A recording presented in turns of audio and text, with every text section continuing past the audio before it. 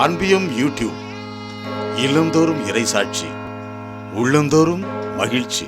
யாக்கோப்பிலிருந்து விண்மீன் ஒன்று உதிக்கும். தெய்வமே, நீர் இந்த உலகில் சிறு குழந்தையாய் பிறந்த பொழுது விண்மீன் தோன்றி மது பிறப்பின் செய்தியை பறைசாற்றியது. அந்த விண்மீன் ஒரு நம்பிக்கையின் விண்மீனாக இருந்தது. வழி தெரியாமல் அலைந்து திரிந்த ஞானிகளுக்கு வழியை காண்பித்தது.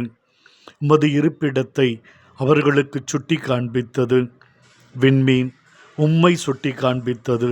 நீர் இங்கு இருக்கிறீர், நீர் இவர்களில் இருக்கிறீர் என்பதை காண்பித்தது. விண்மீனாக உம்மை சுட்டி காட்டி மக்களை என்றும் உமது வழியில் உமது வார்த்தையின்படி வாழ வைக்க பல இறைவாக்கினர்கள் முயன்றார்கள்.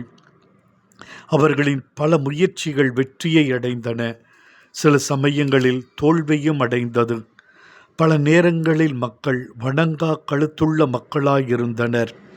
இதே பணியை திருமுழுக்கு யோவான் விண்மீனாய உம்மை சுட்டி காண்பித்து, இதோ கடவுளின் ஆட்டுக்குட்டி, என்னை அல்ல இவரையே பின்பற்றுங்கள், நான் இவரை சுட்டி காட்டத்தான் வந்திருக்கிறேன் எனச் சொல்லி உமது வழியில் மக்களை நடைப்பையில் அர்ப்பணித்து வாழ்ந்தார்.